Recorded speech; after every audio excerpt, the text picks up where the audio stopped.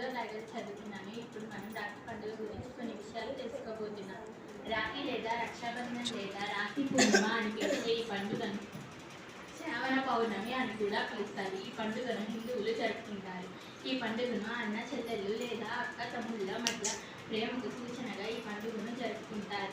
అన్న లేదా తమ్ముడు విజయం వైపుగా అడుగులు వేయాలని, ఉన్నత శిఖరాలను చేరుకోవాలని రాఖీ కడుతుంది. సోదరుడు ఏ కష్టమైనా నీకు అండగా నిలుస్తాడని హామీ ఇస్తాడు. రాఖీ పండుగను ఎందుకు జరుపుకోవాలంటే మహాభారత విషయానికి వస్తే శ్రీకృష్ణుడు ద్రౌపది మధ్య అన్న చెల్లెల అనుబంధం చాలా గొప్పదని పండితులు చెబుతారు.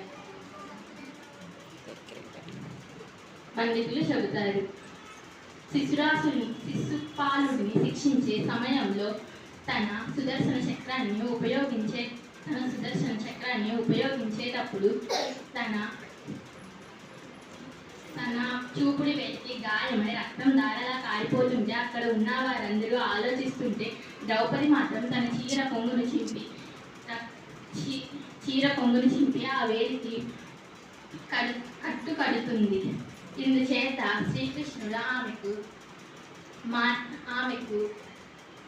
అండగా నిలుస్తాడని మాట ఇస్తాడు. ఈ రోజుకు గుర్తుగా పశ్చిమ భారతదేశం, ఉత్తర భారతదేశపు వారందరూ రాఖీ పండుగను ఎంతో ఘనంగా జరుపుకుంటారు.